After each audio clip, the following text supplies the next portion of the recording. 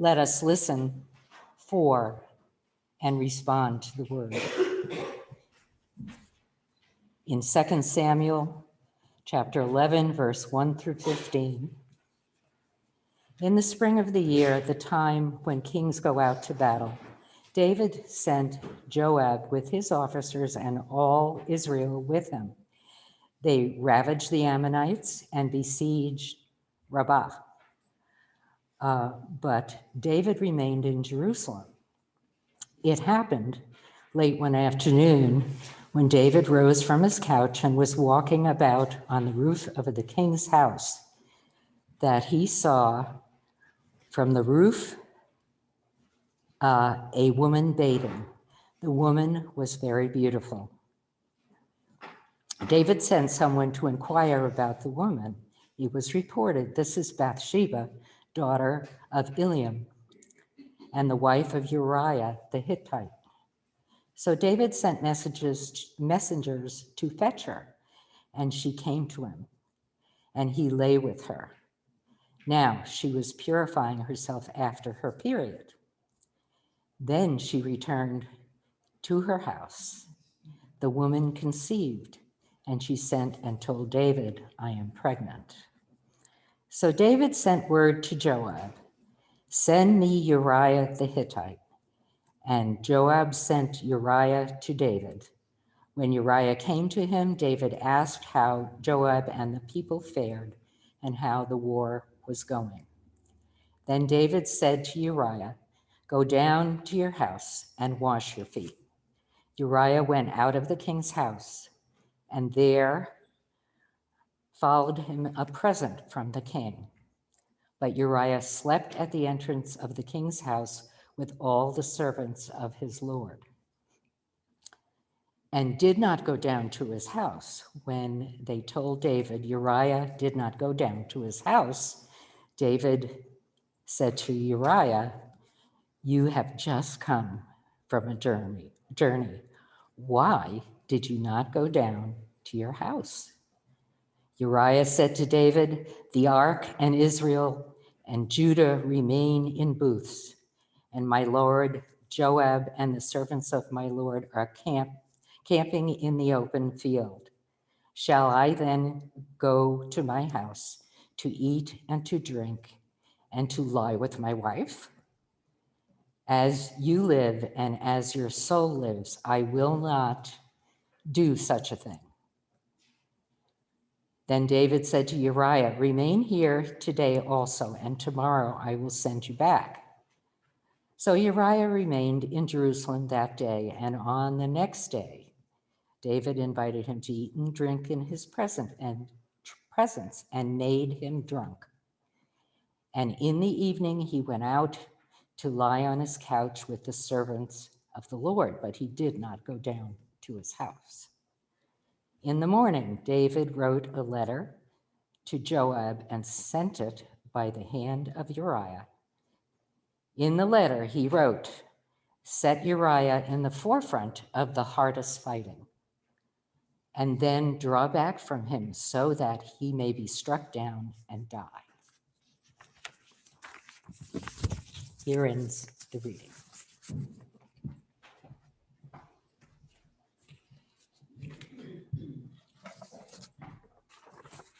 Thank you, Sue. Will you pray with me? May the words of my lips and the meditations of each of our hearts be acceptable to you, O God, our strength and our Redeemer. Amen.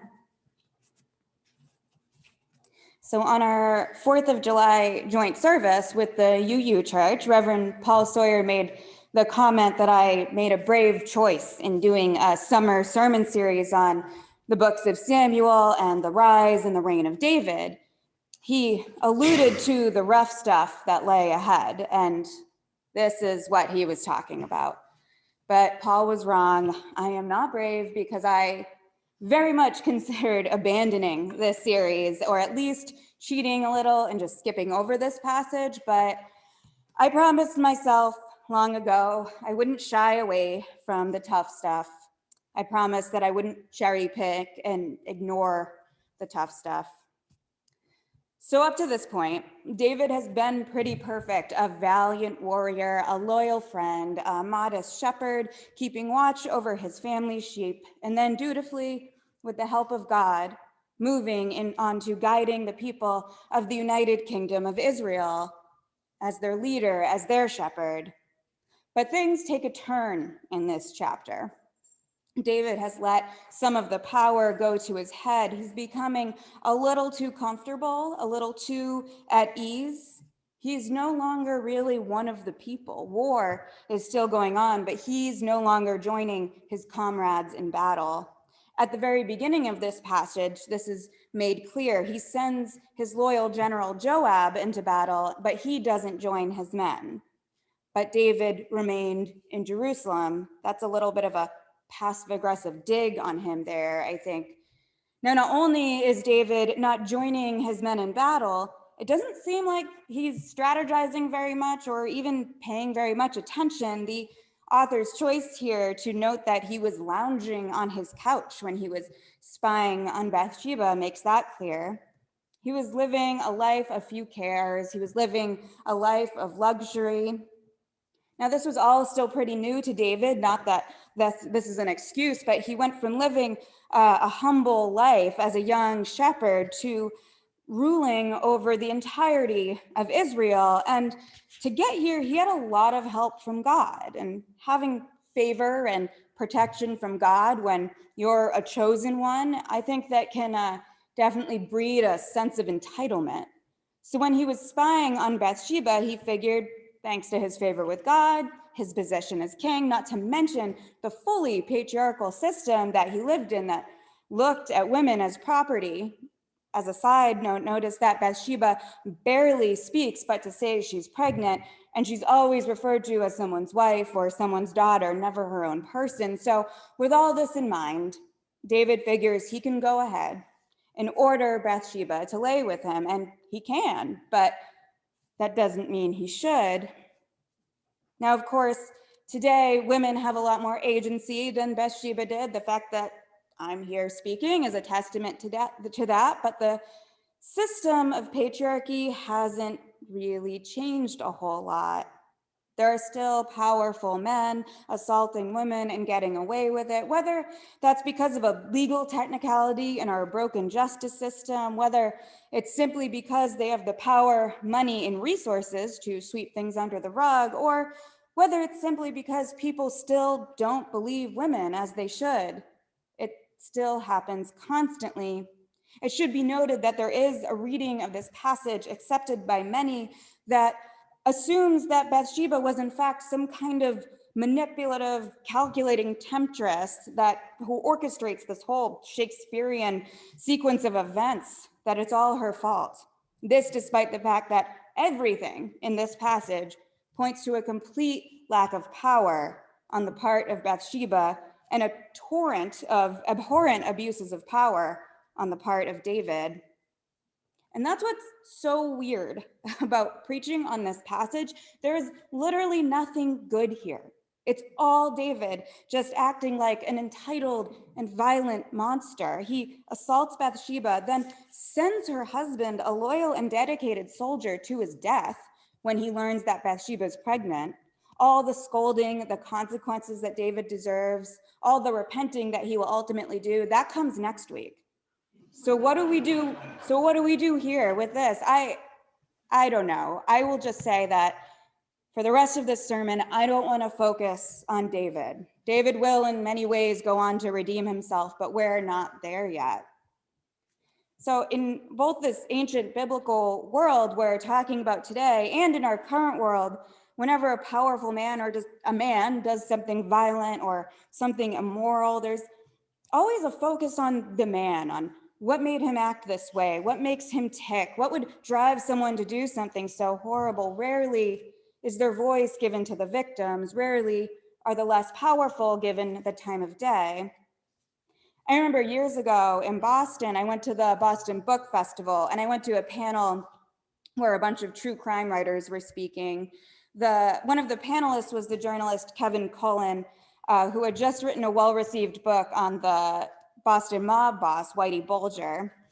I remember him passionately saying that for this book, the last thing he wanted to do was romanticize Bulger. He believed too many people had made a spectacle, had made entertainment out of the mob, and unwittingly made role models out of violent and immoral men.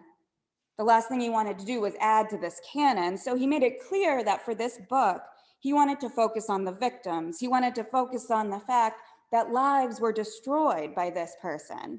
He didn't want to focus on the man himself. Now, don't misunderstand me. I am not comparing King David to Whitey Bulger, but this memory did inspire me for this sermon to, instead of focusing on why David acted the way he did, rather to focus on the woman who had everything taken from her.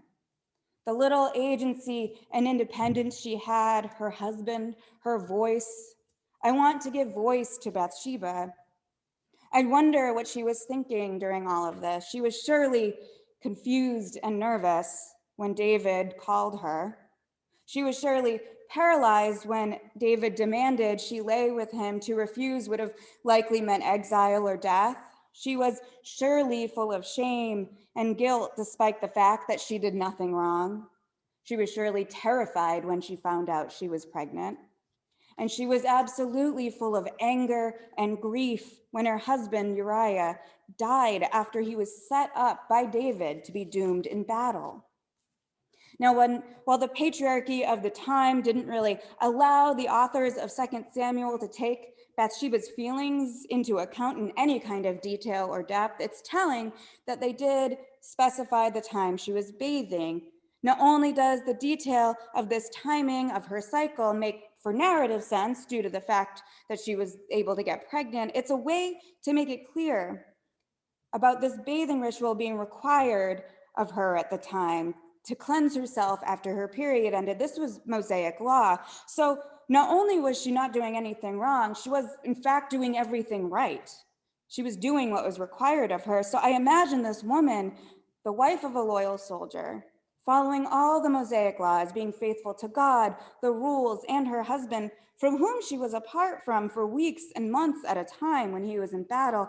I imagine she was utterly and completely confounded and angry at how she could have ended up in this situation, wondering what she could have possibly done to deserve this. This, I think, is unfortunately not too far off from how many wronged women feel in today's world, even in this Me Too era. There is still an expectation that this is just how men are, and women should simply protect themselves better. And while things have changed since ancient biblical times, we've seen time and time again that when a powerful man does something unconscionable, even when he outright admits to wrongdoing, rarely are there consequences. So I imagine Bathsheba, like so many women, both in her time and today, felt scared and depressed, but also helpless and resigned to the fact that she would never receive any kind of real justice for what happened to her. We can say that maybe that in eventually giving birth to the future king of Israel, Solomon, that God was making it up to her in some capacity, but the feelings of trauma and grief, those don't go away. Now, she was obviously a strong and persevering woman to make it through such dark times, but being strong and wise and giving birth to someone who would grow to be wise and powerful doesn't make trauma disappear.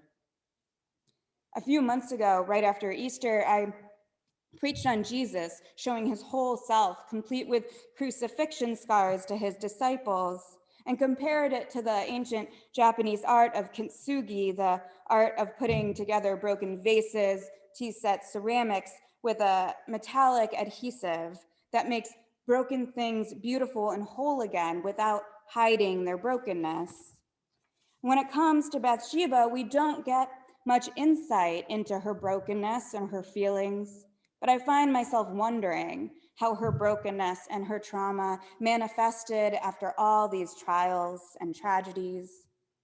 I wonder how it all manifested in her and through her. I wonder if she was ever able to make any of her feelings known to any friends or confidants. I wonder if she felt she had to hide it all in public and let it out privately. I wonder if she was able to turn some of these horrible feelings into something helpful, something to give her solace. I wonder if she felt trapped in David's house. I wonder how much or how little freedom she had. I wonder if she was able to find some joy in that palace. I hope and pray she was able to find some joy in raising the boy who would grow to be the great King Solomon. I hope she was able to find some aspects of this life enjoyable, this life that she was unable to choose for herself. I hope she was confident, more than anything, I hope that she knows that she never did anything wrong. I hope she was confident in the fact that given the circumstances and the society at the time, that she was able to forgive herself and then realize that she had nothing for which to forgive herself.